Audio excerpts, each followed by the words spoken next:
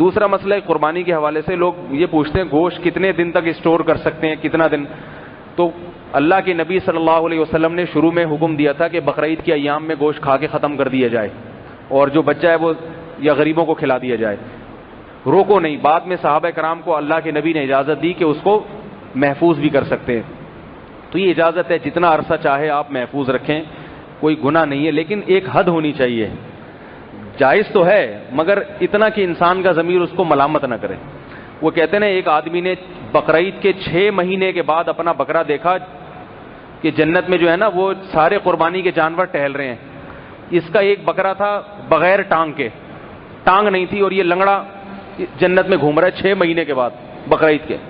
اس نے بکرے سے پوچھا, یار تم تو میں جب لایا تھا صحیح سالم تھے, تمہاری ٹانگ کدھر گئی؟ اس نے کہا وہ ابھی تک تمہارے فریج میں رکھی ہوئی ہے.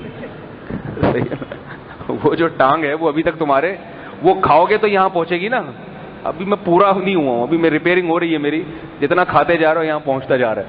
تو وہ جب کھاؤ گے تو پھر تو 6 مہینے سال لوگ اس کو محفوظ رکھتے ہیں, یہ غلط ہے. اس سے گوشت خراب بھی ہوتا ہے.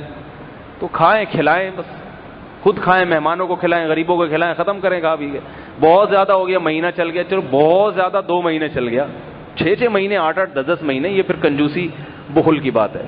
اللہ تعالیٰ عمل کی توفیق عطا فرمائے.